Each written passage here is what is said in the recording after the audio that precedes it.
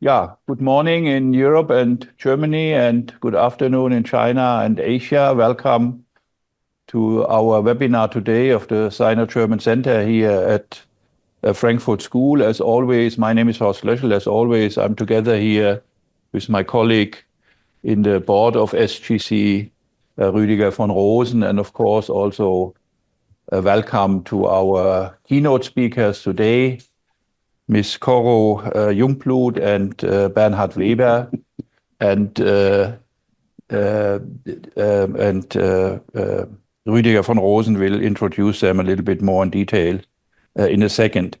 You know the topic of our webinar today. This is about these extra duties on Chinese EV imports or imports from EVs from China, because it's not only affecting Chinese producers, but obviously also foreign producers in China, like the German Volkswagen, for example. And you all know this is justified with subsidies from the Chinese government to the EV producer in China itself. However, even in the EU, the decision is somehow controversial. As you know, the German government, for instance, among others, declined to agree to the tariffs. Anyway, there is now a decision to launch these tariffs. However, we will discuss this later again. There are still negotiations between the EU Commission and China how to proceed in this matter. But anyway, we have the tariffs now. Yeah, the procedure of the webinar, as always, we have first our keynote speakers, and a second one after the keynote, we have a moderated Q&A session. So please feel free to type in your questions. You can do that already during the keynote speeches. Having said that, I hand over to Rüdiger von Rosen. So Rüdiger, the floor is yours, please. Great pleasure. I can introduce Dr. Cora Jungbluth. She has studied at Shanghai and in Heidelberg, her PhD from Heidelberg University on Chinese corporates. She's working as senior expert, one of the senior experts on China for Bertelsmann Stiftung, with focus on direct investment and international trade. First-hand countries in the third world. She has published many studies in international and national media, like Economist and others. And before joining Bertelsmann Stiftung, she was teacher at the Institute for China Studies at the University of Freiburg. That's all, and we are extremely eager to listen to your remarks, Dr. Jungbluth, for our webinar today. Please. Thank you very much for your kind introduction, and also thank you for having me. It's a pleasure to be part of this important discussion. In my contribution, I will argue that also against the background of recent geopolitical developments, it was the right decision by the European Union to impose countervailing duties on EV imports from China. Why do I think so? I see 5 aspects in favor of this decision. Number 1, systemic issues. China is not a market economy. Large-scale industrial policies and subsidies are part of the DNA of its economic system. They may lead to market distortions in China and abroad, unleveling the playing field, often especially for foreign companies. For the EU, this has been an issue of dissatisfaction in EU-China relations for years, and progress in this regard has been rather limited from the EU's perspective.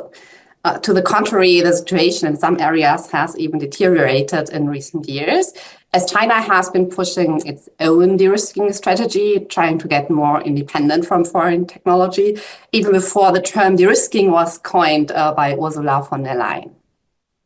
While the story of the rise of China's EV sector certainly is much more complex than just subsidies, EV manufacturers in China have benefited from substantial state support. Moreover, EV subsidies in China have emphasized the supply side, as they tend to be paid out directly to manufacturers. They also emphasize the made in China factor, as they are not eligible for imported EVs. Like in other industries, the overemphasis of the supply side may induce overcapacities, which in turn may result into increasing exports in search for other markets. The fact that once the central government indicates key technologies or sectors, local governments tend to rush to comply and try to build their own production and local champions contributes to this issue and leads to fierce competition inside the Chinese market, which further incentivizes exporting overseas. The Chinese government itself is well aware of this issue. For example, in the context of the recently introduced concept of new quality productive forces, which broadly refers to technology-intensive products, several state and party documents warn against rushing activities, for example, in regard to investment, and also advise to take into account the local conditions, such as economic and production structures of certain localities in China. However, the fact that EVs are among the Xinjiang, that is the three new key export products for China, EVs, lithium batteries, and solar panels, which the government has defined as replacement for the three old ones, that is furniture, clothes, consumer electronics, may even push for more investment and export activities in the EV sector. Number two, the reactions by other countries to increasing EV exports from China. China's economy still is dependent on exports as driver of growth, especially as its economy is facing severe internal structural problems such as the real estate crisis, a lack of domestic consumptions, but also an increasing hesitance by foreign investors to invest in China. The EU belongs to China's top destinations for exports, and for EVs, it's now even the most important one, if I check that correctly. The share of EVs made in China in the EU market surged from 3% in 2020 to roughly 22% in 2023 for all brands, Chinese and foreign ones.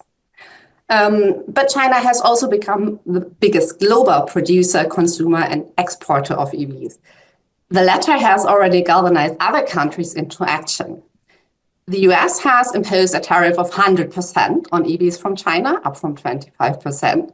Canada followed suit. But it's not only the political West turning to trade defense tools vis-a-vis subsidized EVs from China. Some important players in the global South have done so too, or they are toying with the idea to do so. For example, Turkey has announced an additional 40% increase in tariffs on EVs from China. Brazil plans to gradually raise tariffs to 35% by 2026 on EV imports in general. But since 92% of EVs imported to the Brazilian market come from China, this measure will mainly hit Chinese EV imports.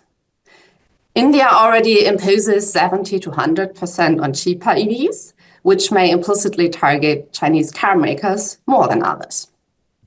In contrast, the EU only applied 10% tariffs on Chinese EV imports prior to the investigation. Given the imposition or increase in tariffs in other countries, potential trade diverting effects could push even more Chinese EV imports into the EU, as the options of foreign sales markets to absorb domestic overcapacities are shrinking. This would further increase pressure on markets and prices in the EU as one of the remaining large markets with attractive purchasing power. Thirdly, in my opinion, the fear of a massive Chinese retaliation is rather overrated.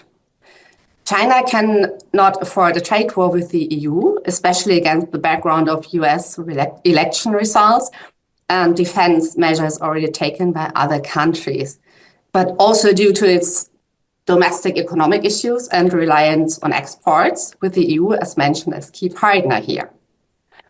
Moreover, the EU response to EV imports from China is measured, targeted, especially when compared to other countries' responses, and also in line with WTO rules.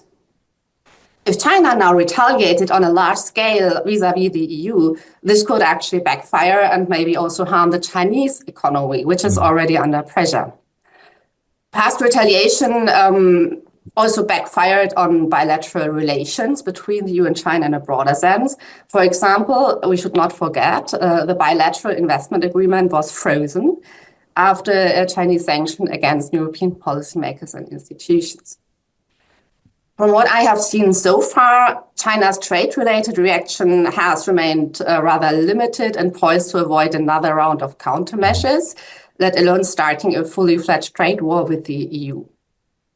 Moreover, the EU let the door open to talks even after the vote, and I saw on the news yesterday that there might be a solution in guise of minimum prices to be found soon, so there's still talks going on.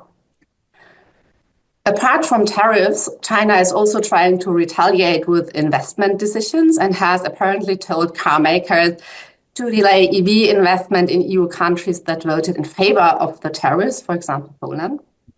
And while this again shows that Chinese state influence affects company behavior even across borders, the EU should not let China drive a wedge between member states like this, but instead stick together and think of how potential negative effects on the Polish and potentially other economies may be cushioned here. My fourth point is the weaponization of dependencies. While economic interdependencies used to be regarded as a positive effect of globalization and international labor division, this perception has changed tremendously in the past 8 years. Of course, especially since 2022, when Russia started its war of aggression against Ukraine. However, under the first Trump administration, it already became clear for the EU that even countries believed to be close partners would weaponize trade relations to achieve policy goals under certain circumstances.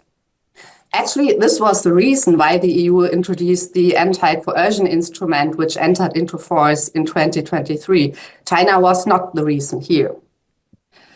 China's economic coercing of Lithuania in 2021, when the Baltic state opened a Taiwan office, was another warning example for the weaponization of dependencies. And of course, the dependence on Russian gas, which was paralyzing the EU's reaction to Russia's invasion, should be seen as the final wake-up call when it comes to critical dependencies. The European Commission has therefore started to follow a de-risking agenda in the context of its economic security strategy proposed in 2023. The goal is to reduce critical dependencies, especially from countries known to be willing to use these dependencies to coerce their trade partners. So if the EU now relied too heavily on EV imports from China for its green transformation, this would risk creating new dependencies on China. Probably well known, this is already the case for solar panels. The measures resulting from a 2012 EU anti-subsidy probe, a mix of quotas and tariffs, were not effective enough in safeguarding larger parts of Europe's solar manufacturing industry and were finally abolished in 2018. So today, 96% of solar panels are imported from China. The European EV manufacturing industry, which already relies on China for critical inputs, could actually experience a similar fate for its end product, that is, electric cars. This would result in another key industry for the green transition remaining long-term reliant on Chinese imports, and thus run contrary to the EU's de-risking strategy. My fifth and last point, and in my opinion of vital importance in times of geopolitical turmoil and bloc building, is the political signal that went along with the tariff decision. The vote was a litmus test for the EU's willingness to actively use its toolbox and for the member states to at least not stand in its way. So to put it short, the credibility of the EU's trade policy, one of the few EU exclusive competencies, was at stake here. If the vote, despite evidence of market distortions, had failed because of a critical number of member states prioritizing particular economic interests, I think this would have dealt a severe blow to the EU's long-term strategic agenda and its standing as a global trade power. The signaling towards third countries would have been clear and rather unfortunate. Lobbying EU capitals can undermine policies, even if they are in the core interests of the EU. This actually is exactly what China tried to do prior to the tariff decision, traveling to EU capitals and trying to convince them to vote against the tariffs. Germany changing its vote from abstention to no certainly was a success.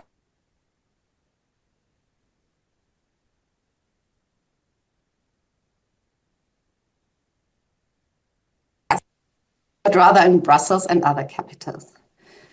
This is to be considered a positive development in a time when a realistic and sober approach towards China is needed.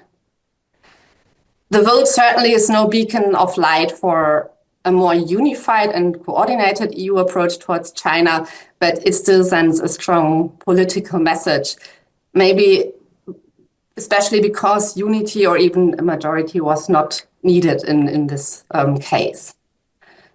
The vote has also created leverage for the ongoing talks with China on solutions beyond tariffs, and the importance of this, that is having leverage in this kind of talk, should never be underestimated.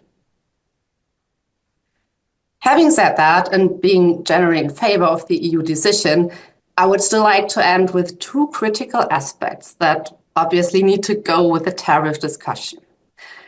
First, tariffs alone won't do the job. If the goal is to have a competitive EV industry in Europe, flanking measures are needed to make sure that the industry uses the 5-year period for which the tariffs are set really well and increases competitiveness. Investment in research and development, as well as production capacities within the EU and other incentives are essential here. In general, the EU has a lot of homework to do domestically, as laid out quite well from my perspective in the recently published report by Mario Draghi. So the new Commission will have a lot on its plate to increase Europe's competitiveness. Secondly, security-related aspects of EVs, or more broadly speaking, connected cars. The smarter cars get, the more sensors and AI components do they have. The more data on persons and the environment they are driving in do they collect. So one key question is data security, especially storage and protection of personal data and who can access these. Another key question is more broadly related to national security. That is, what about possible backdoors, choke points, potential access to critical infrastructure via the software that is installed in EVs and connected cars in general? The US actually has already, once more, moved forward in this regard and recently issued an executive order to forbid Chinese software in EVs. China has moved to and temporarily prohibited Tesla cars to drive around government venues and military complexes. The discussion on this and how to deal with it in the European Union has only just begun and goes beyond EV tariffs and a level playing field with China. So this issue will certainly remain with us for the foreseeable future. I will stop here and thank you very much for your attention. We have to thank you indeed, Dr. Jungbluth, for your interesting remarks. And this gives us a lot of room for the Q&A session afterwards. I will immediately hand over to Bernhard Weber. We announced him as the member of the Board of Directors, China Network Württemberg, Baden-Württemberg, but indeed he was the representative of Baden-Württemberg, which is one of the very important and rich states in Germany. In China, he is since more than 30 years in business in China, belonging to the enlarged Siemens family, if I'm informed well. And I hand over to you, give you the floor, and then we will end in a good and interesting discussion. Bernhard Weber, it's yours. Okay, thank you very much for having me. I'm very pleased to be a part of this discussion. Actually, I have worked and lived and worked in China for more than 30 years. I studied there in the early 80s while I was doing studies in Bonn University. A part of that was an exchange program in China. And later I joined Siemens, worked in China since 94 until 2022. The last 4 years as representative of Baden-Württemberg, and before that in the management board of Bosch Siemens household appliances. And we successfully supplied the Chinese market with wonderful washing machines and refrigerators, and managed to be the number 2 or number 3 in the market. Quite an exclusive position, which other companies in our field did not manage. I would like to agree with Dr. Jungbluth on many aspects, but in the end, I'm personally convinced that tariffs will not solve the issue. And if you allow me, I would like to share a very simple presentation on that. And so we just can, makes it easier for me to talk along some pictures which I created.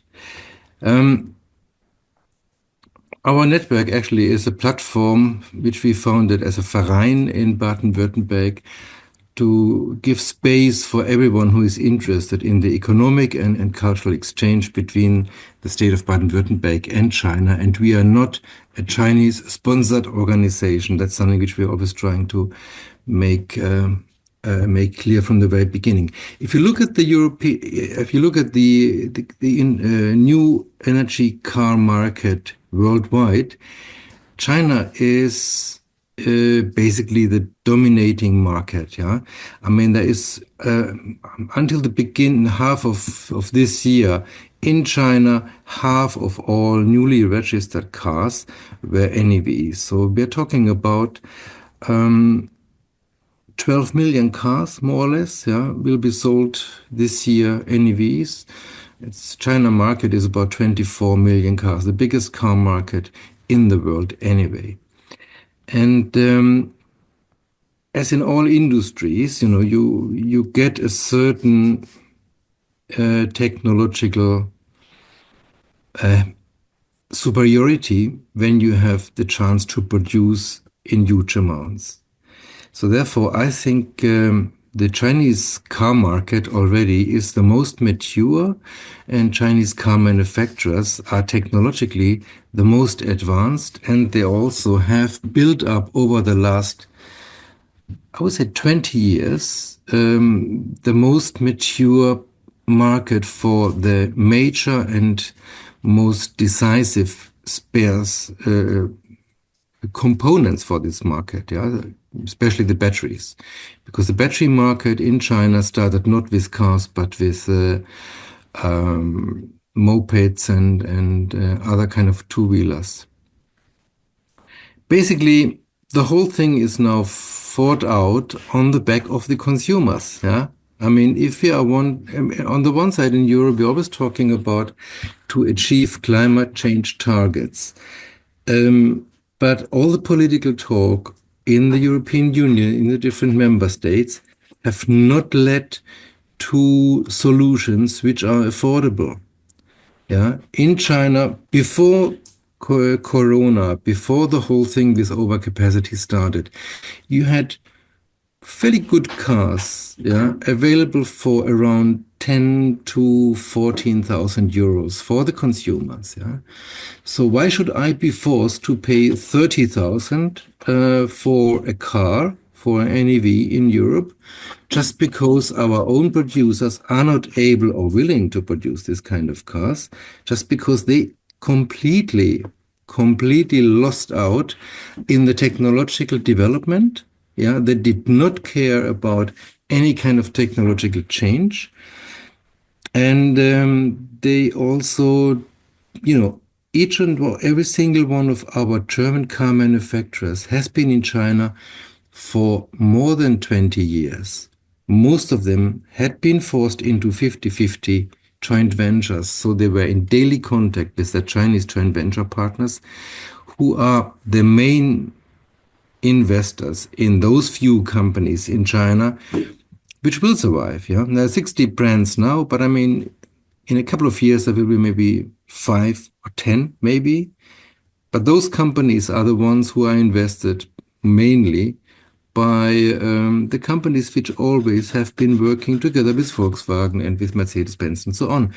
So why are our top managers not able, over the last 20 years, to realize what's necessary for the Chinese market, to build up their own supply chains in the Chinese market, and then transfer those technologies in an adjusted way to Europe so that they can produce reasonably priced cars for the European market?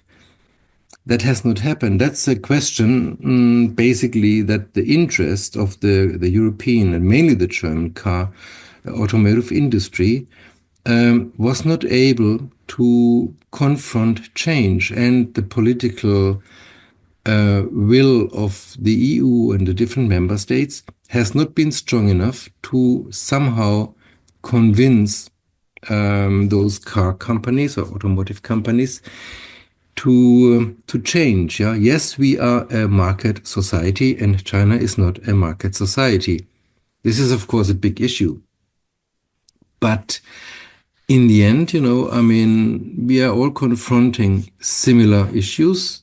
Climate change is real. Yeah, if we want to change something, we have to change a lot of our daily habits. So, unfortunately, the responses for the technical responses for climate change related issues have not been taken serious. Yeah, Dr. Jungbluth talked about that 96% of the photovoltaic panels come from China. This market had been started in Germany. It was taken out of our hands by the Chinese producers, who are now producing at a level, technologically wise and price wise, which will never be reachable for European competitors. I think tariffs, they will cost the cost they increase. They increase the cost for our consumers by more than 40%, what it should be. It will cut unnecessarily slack for the European automotive industry. It will increase the cost of necessary climate change actions, and it will, to a certain extent, deteriorate the relationship between EU and China. Yes, there will be additional leverage out of this discussion, especially after Trump will take over the White House in America. Europe is a major market for China, and it will be maybe the biggest market left after America closes business with China.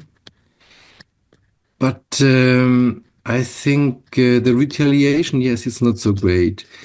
But what will happen that for nationalist reasons, Chinese consumers will buy more and more locally made cars. I mean, already this year, the market, the numbers of Porsche cars went down by 40%. Yeah, it's tragic for Porsche. It's not tragic for the European automotive industry, but it's just an indication what can happen. Yeah.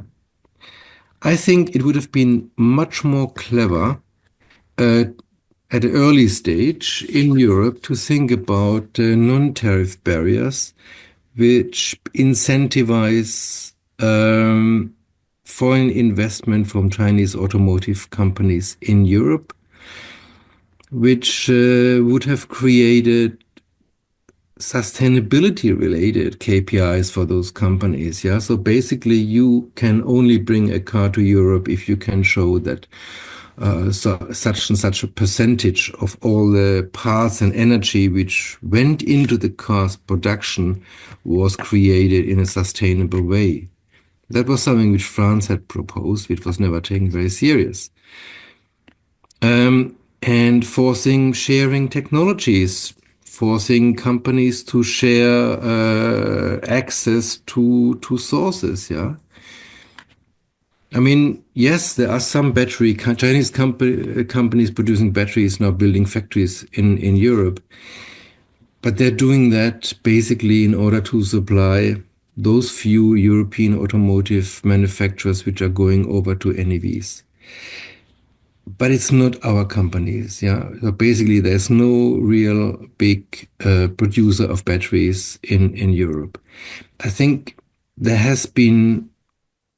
I mean, China was clever enough to announce all their NEV-related policies 15 years ago. Clearly, yeah, there was no hidden agenda, and the headquarters of our automotive companies, the OEMs and also their suppliers, basically either were ignorant, stupid, or just plainly arrogant, looking on their year-to-year earnings and kind of unnecessarily repeating the shareholder value credo instead of looking a little bit further in the future. That's what created this issue now.